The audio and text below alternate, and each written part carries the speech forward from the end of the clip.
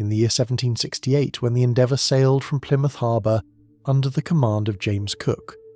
carrying aboard not only sailors and provisions but also the peculiar figure of Joseph Banks,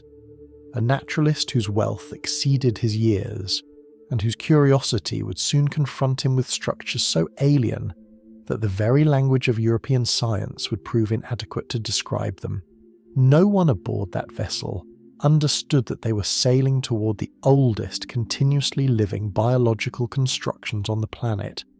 older than the pyramids, older than Stonehenge, older than any human civilization, built not by conscious design, but by the blind accumulation of tiny polyps whose individual deaths created the foundations upon which their descendants would build,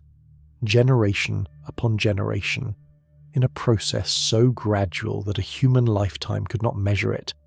yet so powerful that these structures would eventually be visible from the moon that Cook himself would use to calculate his position. The first European encounter with the Great Barrier Reef, when the Endeavour struck it on June 11, 1770, tearing through her hull and nearly sending the entire expedition to the bottom of the Coral Sea, was not a moment of scientific discovery but of terror,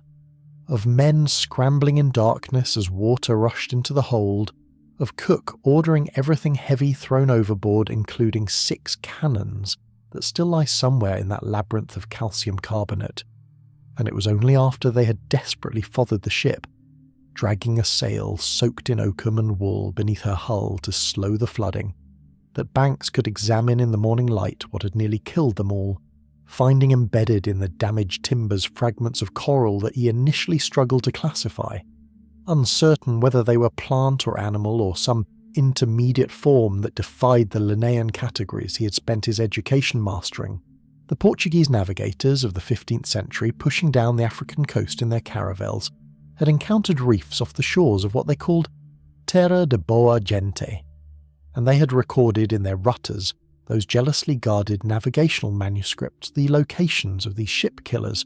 but they did not understand that what they were mapping was the architecture of organisms that had diverged from other animals more than 500 million years ago, during the Cambrian explosion when life's basic body plans were being established in an arms race of evolution that would never again be equalled in its creative fervour. The Arabic sailors of the Indian Ocean, navigating by the stars and the seasonal monsoons long before Europeans ventured beyond the Mediterranean, knew the reefs of the Red Sea and the Persian Gulf with an intimacy born of necessity, passing down knowledge of safe passages through oral tradition and the experience of countless drowned vessels. Yet they too did not comprehend that the formations they feared and respected were constructed by animals whose individual bodies measured mere millimeters, existing in a symbiotic relationship with photosynthetic algae that would not be properly understood until the microscopic examinations of the late 19th century revealed the golden brown zooxanthellae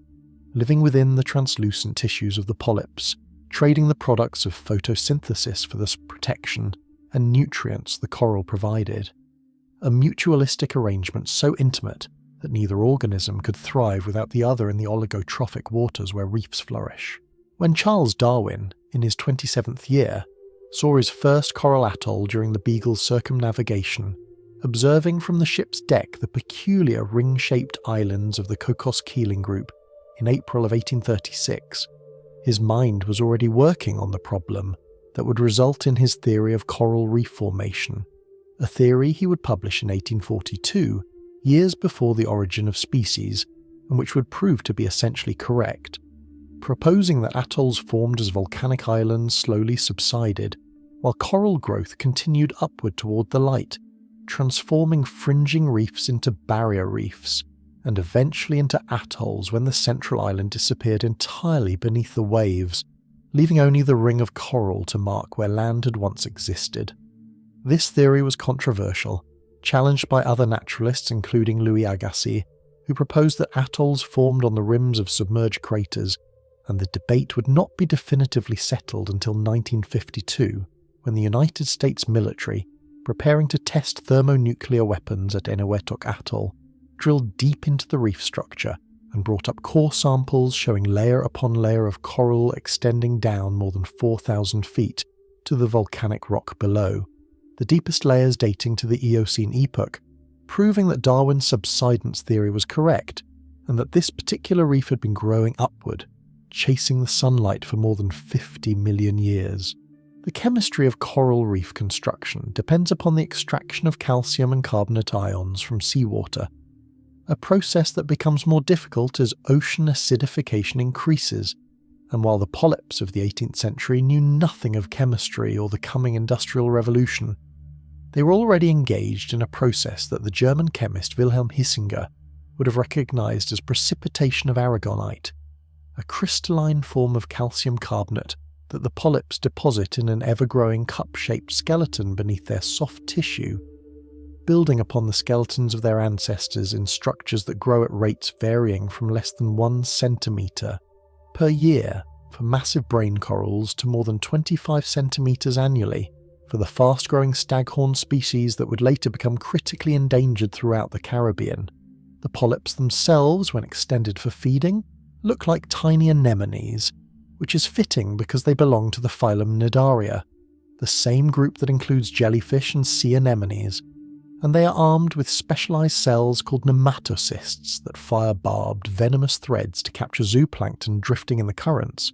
though most reef-building corals derive the majority of their energy not from predation, but from their symbiotic zooxanthellae, which harness sunlight through photosynthesis and transfer up to 90% of their photosynthetic products to their coral hosts,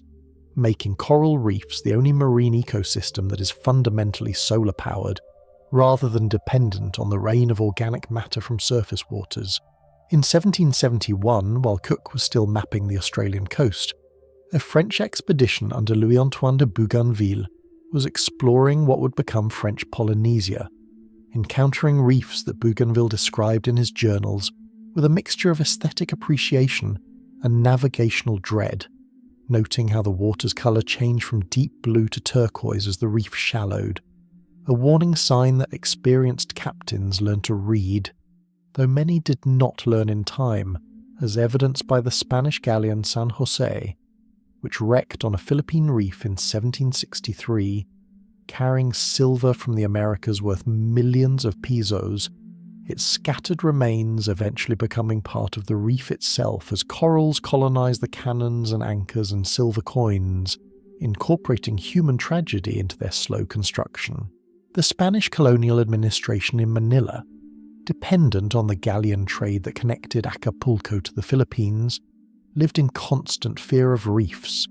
and they maintained at the Cavite Naval Base a collection of navigational charts marked with the locations of known coral formations, charts that were themselves valuable commodities, sometimes stolen, occasionally captured by pirates, and the knowledge they contained represented the accumulated experience of decades of Pacific navigation, each marked reef representing either a near miss or a ship that had not been fortunate enough to escape.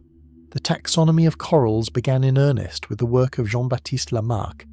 who in 1815 and 16 published his Histoire naturelle des animaux sans vertèbres,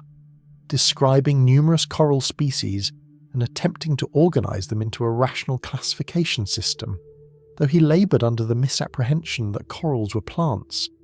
an error that had been corrected by earlier naturalists but which persisted in popular understanding well into the 19th century, and it was not until the work of Henri Milne Edwards in the 1850s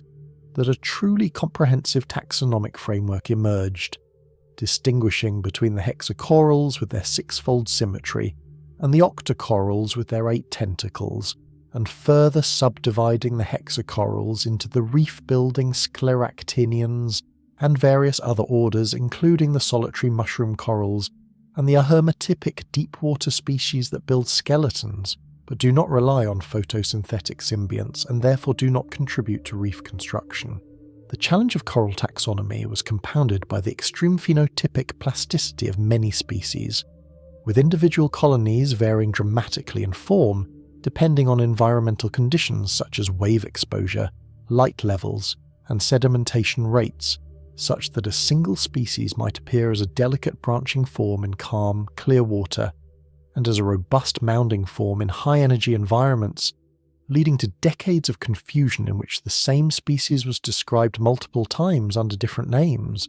a problem that would not begin to be resolved until the advent of molecular phylogenetics in the late 20th century allowed scientists to look beyond morphology to the underlying genetic relationships. When Herman Melville wrote Moby Dick, published in 1851,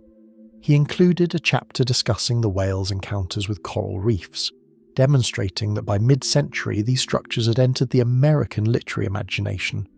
though Melville's understanding was filtered through whaling captains' accounts rather than scientific study, and he incorrectly referred to coral as a plant. But he captured something essential about the sublimity of reefs, their alien beauty and their danger, describing them as the wall of the whale's woe for the way they complicated the pursuit of wounded whales in the Pacific hunting grounds. The whaling industry itself, which in the 1840s and 50s was approaching its peak, depended on detailed knowledge of Pacific geography, including the location of reefs,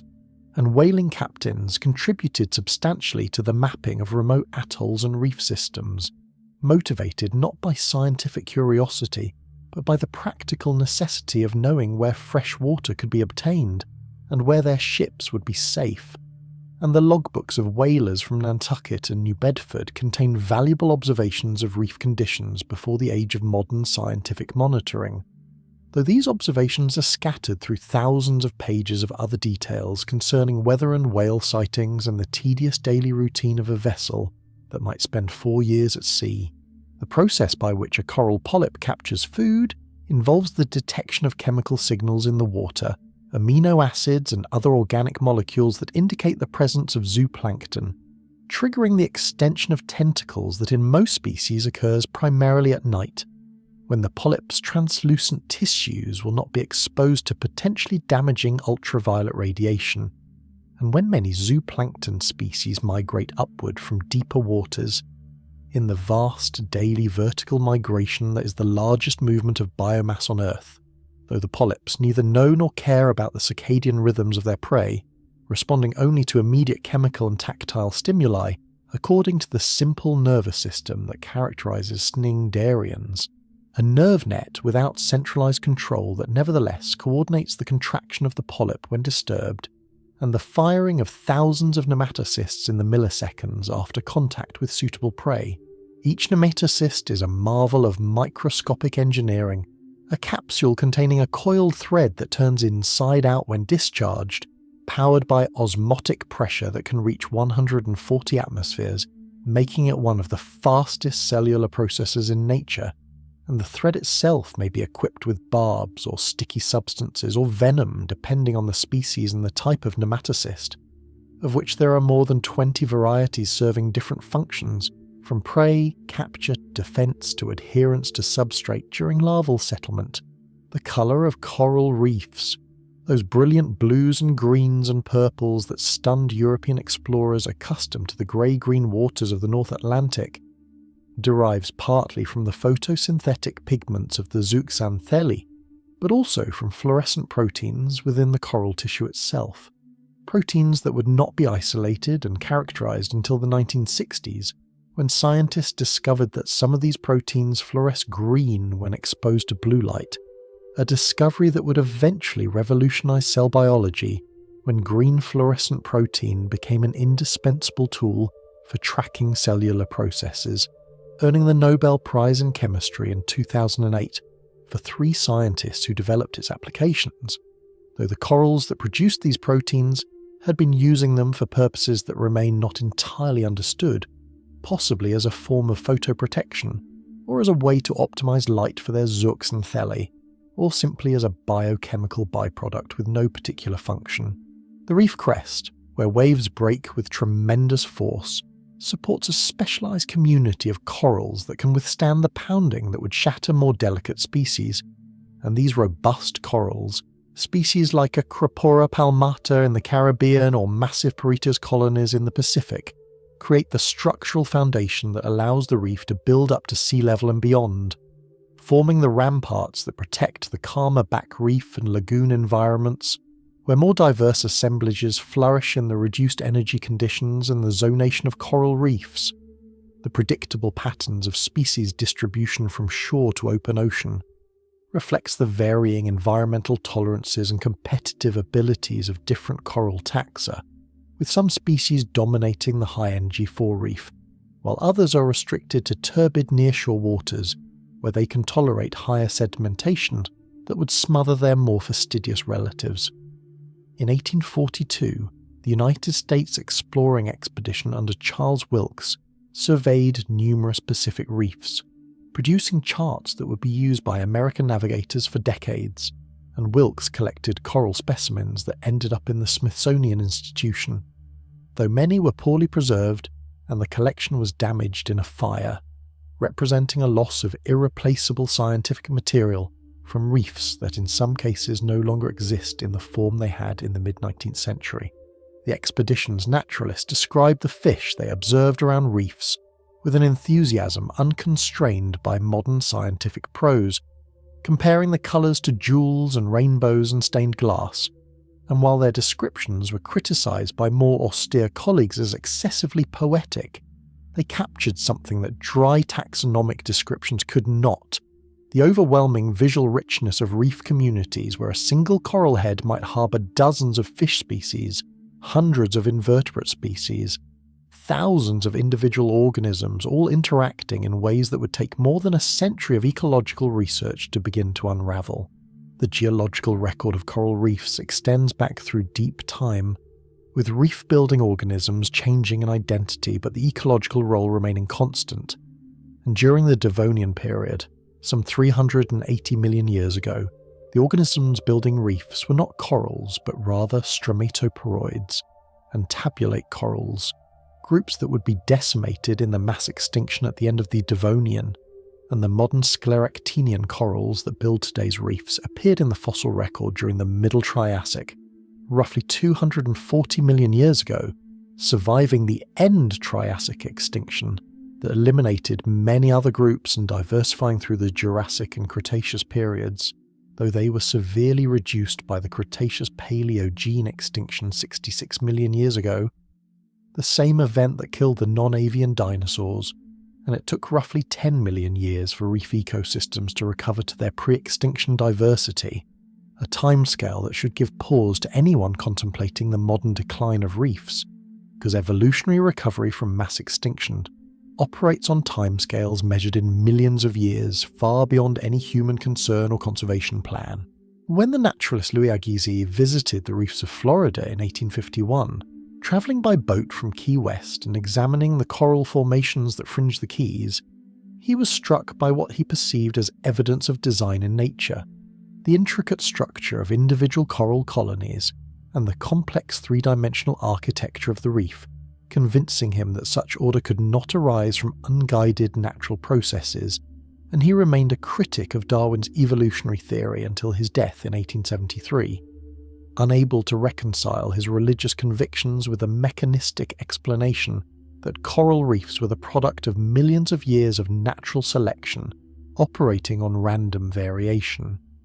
Yet the very reefs he studied were evidence for precisely the kind of gradual accumulation of small changes that Darwin proposed,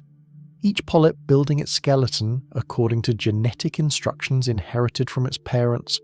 mutations occasionally producing variants that grew faster, or tolerated stress better, or defended themselves more effectively against predators,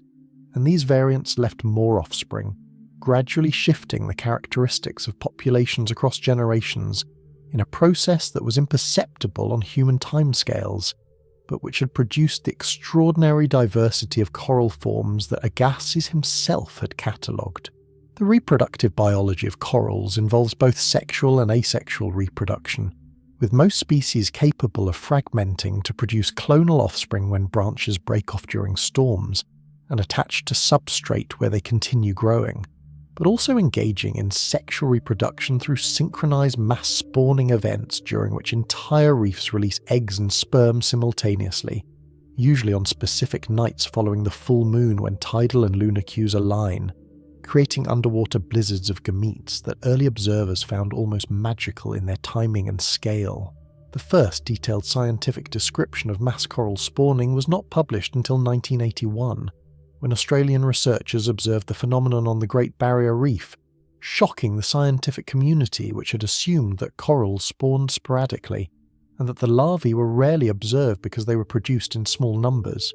But it turned out that the larvae were rarely observed because they were produced in enormous numbers all at once and dispersed rapidly in the currents. And this discovery revolutionized understanding of coral reef connectivity and population dynamics,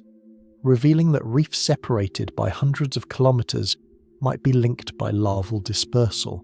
with currents carrying the larvae from upstream reefs to replenish downstream populations, though the larvae must survive a gauntlet of predators and must locate suitable substrate within a limited period before their energy reserves are exhausted. And even then, only a tiny fraction of the millions of larvae produced by a single reef will successfully settle and survive to adulthood. The economic value of coral reefs to human societies was recognized long before anyone calculated it in monetary terms. With coastal communities throughout the tropics depending on reefs for protein from fish and invertebrates, for building materials including coral rock used in construction throughout the Indian and Pacific Oceans, for the protection reefs provide against storm waves and erosion that would otherwise destroy coastal settlements, and for the beaches created by the breakdown of coral skeletons and the shells of reef organisms into sand that accumulates in the lee of reefs, forming the white beaches that in the 20th century would drive tourist economies worth billions of dollars annually. The practice of harvesting coral for lime production, burning coral skeletons to produce calcium oxide for cement and plaster, was widespread throughout the Indo-Pacific region for centuries, with kilns processing tons of coral and leaving conspicuous scars on reef systems, though the scale of this harvest was limited by the manual labour required to break apart coral colonies and transport them to shore, and it was only with the advent of industrial-scale harvesting using explosives and heavy machinery in the 20th century that coral mining became an existential threat to entire reef systems, most notoriously in Sri Lanka, where coral mining for the construction industry devastated large areas of reef before being banned in 1981. The medicinal use of coral compounds was recorded in traditional Chinese medicine, with certain coral species believed to have therapeutic properties, though these beliefs were based on symbolic reasoning and superficial resemblance rather than biochemical understanding. But it turned out that coral reef organisms do produce a remarkable array of bioactive compounds, chemical defences against predators and competitors and pathogens, and beginning in the 1970s, researchers began screening reef organisms for pharmaceutical potential, discovering compounds with anti-cancer, anti-inflammatory, and antibiotic properties, including the pain medication ziconotide derived from cone snail venom, and numerous other compounds currently in various stages of drug development, representing a utilitarian argument for reef conservation that appealed to economic interests, though it reduced the value of reefs to their potential service to humanity, ignoring their intrinsic worth and the rights of other species to exist regardless of their usefulness. When the Challenger expedition, the first major oceanographic research voyage, circumnavigated the globe from 1872 to 1876, it included extensive dredging operations that recovered deep water corals from depths of several thousand meters, shocking scientists who had assumed that life could not exist in the cold, dark, high-pressure environment of the deep sea, and the discovery of these hermatypic corals, thriving without photosynthetic symbionts by capturing the sparse zooplankton and organic particles that drifted down from surface waters, expanded the known range of coral distribution and raised questions about the antiquity of deep-sea coral colonies. Questions that would not be answered until the development of radiometric dating techniques in the late 20th century revealed that some deep-water coral colonies were thousands of years old, with individual specimens of the bamboo coral Keratosis gray estimated at more than 4,000 years old,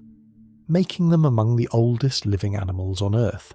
older than the bristlecone pines, older than any human civilization, organisms that began their lives when the pyramids were already ancient history. The formation of coral islands, or cays, involves the accumulation of sediment produced by the breakdown of coral skeletons and the shells of other reef organisms including mollusks, foraminifera, and coralline algae. And this sediment is transported by waves and currents and deposited in areas of lower energy where it gradually accumulates above sea level, first forming a shifting sandbar that is submerged at high tide, then growing larger and more permanent until vegetation becomes established, with salt-tolerant species like coconut palms and beach morning glory colonizing the new land and their roots, stabilizing the sediment. And over time, soil develops from the organic matter contributed by the plants, and from guano deposited by seabirds that nest on these remote islands, and human populations have settled many of these coral islands, building entire cultures on foundations of dead coral in places like the Maldives, where no island rises more than a few meters above sea level, and where the entire nation is directly threatened by sea level rise, a threat that was abstract and distant when the islands were first settled, perhaps 2,000 years ago, but which has become immediate and existential in the era of anthropogenic climate change. The role of parrotfish in reef ecology, though it would not be fully understood until the late 20th century, involves the consumption of algae and dead coral, with the fish's beak-like fused teeth scraping at the reef surface and the pharyngeal mill in the throat grinding the material into fine sand that is excreted in clouds. And a single large parrotfish can produce hundreds of kilograms of sand annually, meaning that the white sand beaches tourists enjoy are largely parrotfish feces, a fact that does not appear in tourism brochures, but which illustrates the interconnectedness of reef processes, and the grazing pressure exerted by parrotfish and other herbivores prevents algae from overgrowing and smothering corals, maintaining the competitive balance that allows corals to dominate the benthos. And when herbivore populations crash, whether from overfishing or disease or other causes, reefs can undergo phase shifts from coral-dominated to algae-dominated states, and these alternative stable states can be difficult or impossible to reverse, because the algae themselves inhibit coral recruitment, and because the absence of herbivores allows the algae to persist, creating a feedback loop that locks the ecosystem into a degraded condition. The crown-of-thorns starfish, Acanthaster plantsy, is a corallivore that can reach 0.5 meter in diameter and possess up to 21 arms covered with venomous spines, and it feeds by extruding its stomach over coral colonies and digesting the living tissue, leaving behind bleached white skeletons. And while these starfish are native to Indo-Pacific reefs and occur naturally at low densities, where they may actually promote coral diversity, by preferentially feeding on fast-growing species and creating space for slower-growing competitors, they occasionally undergo population explosions during which they occur in densities of hundreds or thousands per hectare, consuming vast areas of reef,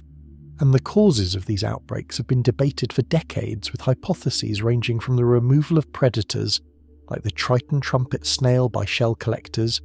to increased nutrients from agricultural runoff, promoting phytoplankton blooms that enhance larval survival to natural population cycles. And the first recorded outbreak was reported from the Great Barrier Reef in 1962, though it is possible that outbreaks occurred earlier in remote areas where they were not observed, and the damage from these outbreaks can be catastrophic, with some reefs losing more than 90% of their live coral cover in a single outbreak, though reefs can recover if the starfish move on, and if conditions are favourable for coral recruitment. In the early 20th century, as maritime technology advanced and vessels became capable of faster speeds and deeper drafts,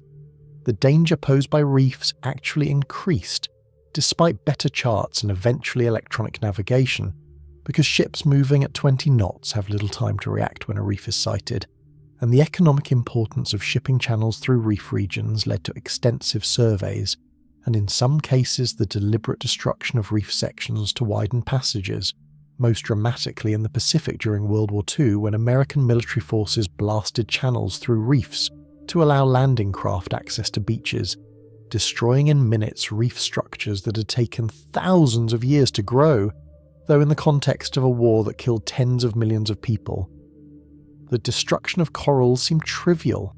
and only decades later would the ecological consequences be fully appreciated as those damaged reefs failed to recover due to changes in current patterns or sediment dynamics or other factors that prevented coral larvae from re-establishing populations. The study of coral disease began in earnest in the 1970s, when reports emerged from the Caribbean of white band disease affecting the dominant reef-building coral Acropora turvicornis, and the disease manifested as a sharp line of bleached tissue progressing along branches at rates of up to several centimetres per day, leaving behind dead skeleton that was quickly colonised by algae, and the causative agent was not immediately identified, though it appeared to be infectious, and in subsequent decades the disease spread throughout the Caribbean, contributing to the catastrophic decline of Acropora populations, with some reefs losing 95% of their staghorn coral, fundamentally altering the three-dimensional structure of Caribbean reefs and eliminating the complex branching habitat that had supported diverse fish and invertebrate communities. And the loss of these corals represented not merely the loss of one species, but the dismantling of an entire ecosystem architecture, and eventually several different pathogens were identified in association with white band disease, though it remains unclear whether these organisms are primary pathogens or opportunistic colonizers of tissue damaged by other stressors,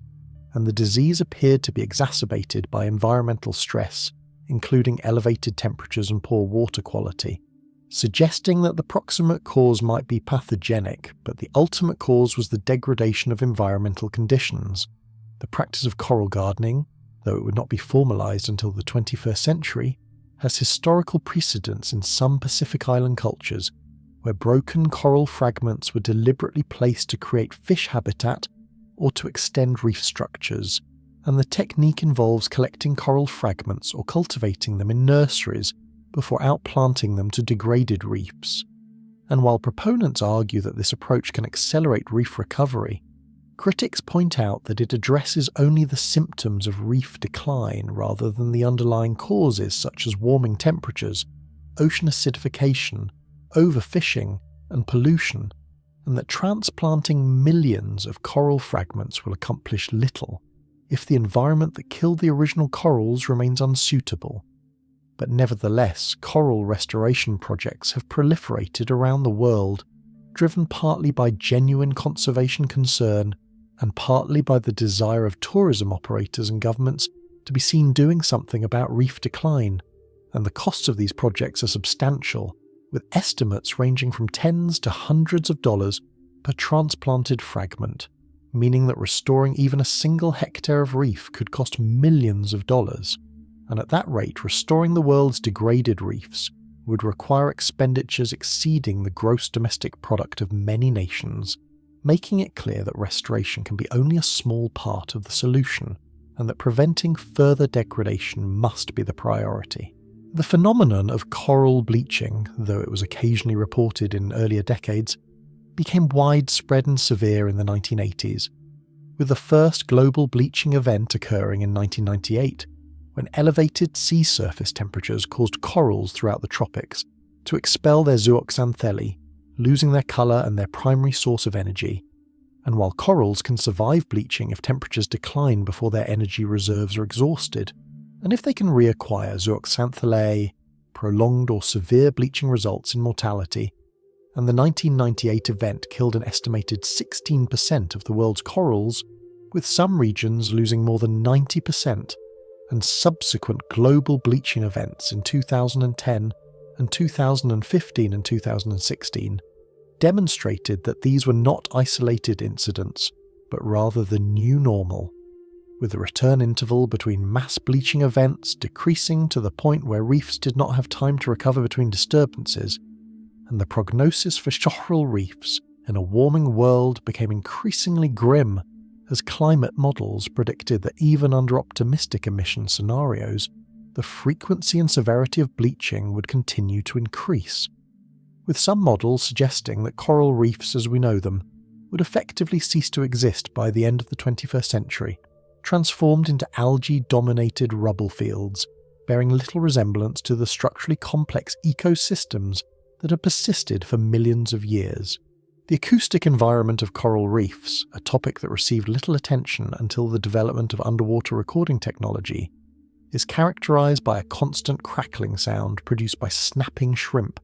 a sound so intense that it can interfere with submarine sonar, and this biological noise is overlaid with grunts and croaks from fish, and the scraping of parrotfish beaks on coral, and the clicking of urchin spines moving across rock,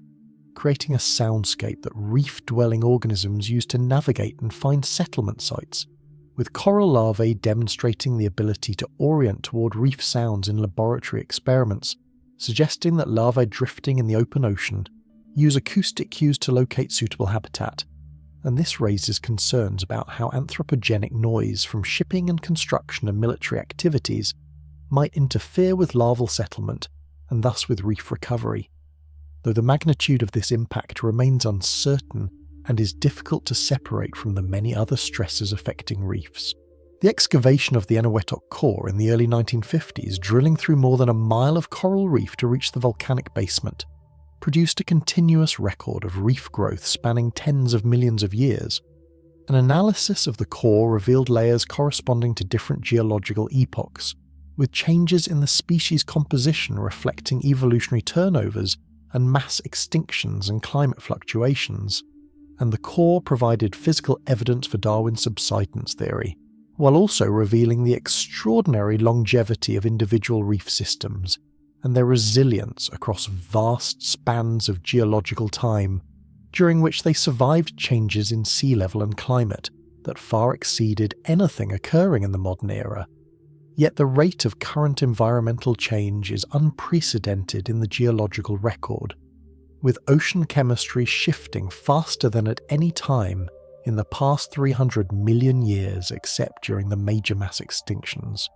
And while reefs have survived dramatic changes in the past, they did so over timescales of thousands or millions of years, not decades, and the capacity of evolutionary processes to generate adaptive variation is limited by generation time and population size. And for corals with generation times measured in years or decades, adaptation to rapidly changing conditions is possible only if sufficient genetic variation already exists in populations, or if organisms can acclimatize through phenotypic plasticity. And research into these questions has revealed some cause for hope, with evidence that certain coral genotypes are more thermally tolerant than others, and that corals can shuffle their zooxanthellae communities to favour heat-tolerant strains, and that epigenetic modifications may allow more rapid acclimation than traditional evolutionary models would predict. But it remains unclear whether these mechanisms can operate fast enough to keep pace with anthropogenic warming. The commercial trade in coral for aquariums and jewellery, though it represents a relatively small direct impact compared to climate change and local pollution, has nevertheless contributed to the decline of certain species, particularly slow-growing massive corals prized for their shapes and colours, and the harvest of black coral for jewellery, practised in Hawaii and other locations, targets colonies that may be centuries old, with individual specimens of Hawaiian black coral Antipathes dichotoma estimated at more than 2,000 years old based on radiocarbon dating, making their harvest not merely the killing of an organism, but the destruction of a living artifact that predates European contact with the Pacific, and international regulations including CITES listings have attempted to control the trade in coral products, but enforcement is difficult and illegal harvest continues, and the rise of synthetic and cultured alternatives has reduced but not eliminated demand for wild-caught specimens. And the irony is that the aquarium trade has also contributed to coral conservation by generating public interest and funding research, and developing techniques for coral propagation that have applications in restoration, creating a complex situation in which the same activity both harms and helps reef conservation, depending on how it is practiced. The role of coral reefs in global biogeochemical cycles, particularly the carbon cycle, involves the deposition of calcium carbonate skeletons, which represents a removal of carbon from the ocean atmosphere system on geological timescales. But the process of calcification actually releases carbon dioxide as a byproduct of the chemical reaction that precipitates calcium carbonate from bicarbonate ions, meaning that reef building in the short term is a source rather than a sink of atmospheric carbon dioxide. A counterintuitive result that has implications for understanding past climate dynamics and for predicting how reefs will respond to and influence future climate change, and the magnitude of the reef contribution to the global carbon budget is substantial, though difficult to quantify precisely, with estimates suggesting that coral reefs produce on the order of 70 to 90 million tonnes of calcium carbonate annually, though this figure is declining as reefs degrade and calcification rates decrease in response to ocean acidification, which reduces the saturation state of seawater with respect to aragonite, making it energetically more expensive for corals to build their skeletons, and potentially tipping the balance from net calcification to net dissolution. A tipping point that some models predict could be reached in certain regions within decades under business-as-usual emission scenarios. The cultural significance of coral reefs to Pacific Island societies is encoded in legends and navigation traditions and subsistence practices that date back thousands of years, with archaeological evidence indicating that human communities have been exploiting reef resources since at least the Pleistocene, and the traditional management systems that developed in many societies included seasonal closures and species-specific harvest restrictions and gear limitations that functionally served as conservation measures, though they were motivated by ensuring sustainable yields rather than by abstract ecological principles. And these traditional management systems were often disrupted by colonialism and the introduction of market economies that incentivize maximizing short-term extraction rather than maintaining long-term productivity. And the breakdown of traditional authority structures removed the social mechanisms that had enforced harvest restrictions, contributing to the overexploitation of reef resources that has become pervasive in many tropical coastal areas. Though some communities have successfully revived traditional management practices in combination with modern scientific understanding, creating hybrid governance systems that draw on both indigenous knowledge and marine ecology, and these community-based management approaches have in some cases succeeded in reversing reef degradation where top-down government regulations have failed, demonstrating that effective conservation requires not just scientific understanding, but also social institutions that align individual incentives with collective long-term interests. The discovery of living coral communities at high latitudes, including locations around the British Isles, and in Norwegian fjords where cold water species build reefs in the absence of symbiotic algae, expanded understanding of coral ecology beyond the tropical paradigm and revealed that corals are far more diverse in their environmental tolerances and ecological strategies than early naturalists had recognized. And these cold water coral reefs, though they lack the species diversity and rapid growth rates of tropical reefs, nevertheless create important habitat for fish and invertebrates and can reach substantial sizes, with some Lophelia petusa reefs in the North Atlantic extending for kilometres and reaching heights of tens of metres, though they grow at rates of only millimetres per year, meaning that the larger structures are tens of thousands of years old.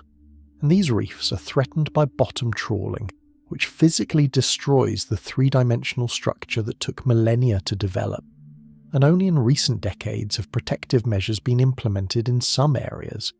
designating cold water coral reefs as marine protected areas where fishing is prohibited. Though enforcement remains challenging, and the extent of damage already inflicted is impossible to quantify precisely,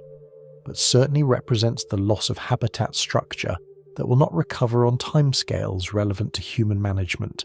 The relationship between coral reefs and mangrove forests and seagrass beds, now recognized as fundamental to the functioning of tropical coastal ecosystems, involves the movement of nutrients and organic matter and organisms among these habitats, with juvenile fish and invertebrates often using mangroves and seagrasses as nursery grounds before recruiting to reef populations, and the three-dimensional structure provided by mangrove roots and seagrass blades offers protection from predators that is not available on the open reef, allowing vulnerable juveniles to grow large enough to survive in the more competitive reef environment, and conversely the reef structure dissipates wave energy that would otherwise erode mangroves and seagrasses, creating a positive feedback loop where each habitat type supports the others, and the historical tendency to manage these ecosystems separately, or worse, to sacrifice mangroves and seagrasses for coastal development while attempting to protect reefs, has proven ecologically naive as the degradation of one component inevitably cascades to affect the others, and only recently has the concept of integrated coastal zone management attempted to address the connectivity among these systems, though implementation remains sporadic and is often undermined by conflicting jurisdictional authorities and economic pressures that favour short-term development over long-term sustainability. The formation of reef passes, the channels through which water flows between the ocean and the lagoon, involves a complex interaction between reef growth and hydrodynamics, and sometimes geological structures, and these passes are critical for the exchange of water and nutrients and larvae between the reef and the open ocean, and they also represent navigation routes for vessels seeking safe passage through reef systems, and the configuration and number of passes varies among reefs depending on their geological history and exposure to prevailing winds and currents, with some atolls having only a single narrow pass and others having multiple wide channels, and the flow through these passes can reach several knots during tidal exchanges, creating challenging navigation conditions but also concentrating planktonic food organisms and thus attracting predators, including sharks and large pelagic fish that hunt in the passes, and the Tuamotu archipelago in French Polynesia is notorious for dangerous passes where tidal currents and wind-driven waves create violent conditions that have claimed numerous vessels, and traditional Polynesian navigators possess detailed knowledge of pass characteristics, transmitted through oral tradition and direct experience, knowing which passes were safe to traverse under which wind and tide conditions, knowledge that was not recorded in writing, and much of which has been lost as traditional navigation declined in the 20th century, though recent years have seen a revival of interest in traditional navigation techniques as part of broader cultural renaissance movements. The impact of nuclear testing on coral reefs, particularly in the Marshall Islands, where the United States conducted 67 nuclear tests between 1946 and 1958, included the complete vaporization of reef sections and the radioactive contamination of vast areas, and Bikini Atoll site of 23 tests, including the 15-megaton Castle Bravo hydrogen bomb test in 1954, remains too contaminated for human habitation 7 decades later, though the reef itself has shown remarkable recovery in terms of coral cover and fish populations, possibly benefiting from the absence of human exploitation, and the crater blasted in the reef by the test now harbours a unique ecosystem adapted to the altered bathymetry, and studies of these reefs have provided insights into reef resilience and recovery processes, though the ethical implications of treating nuclear test sites as inadvertent ecological experiments remain troubling, and the legacy of testing extends beyond the immediate blast zones as radioactive materials were dispersed widely and concentrated in certain organisms, and the Marshallese people who were displaced from their atolls and exposed to fallout have struggled for recognition and compensation while their islands remain uninhabitable, their traditional way of life based on reef resources permanently disrupted by decisions made by distant authorities for strategic purposes that had nothing to do with the well-being of the people or the ecosystems sacrificed in the process.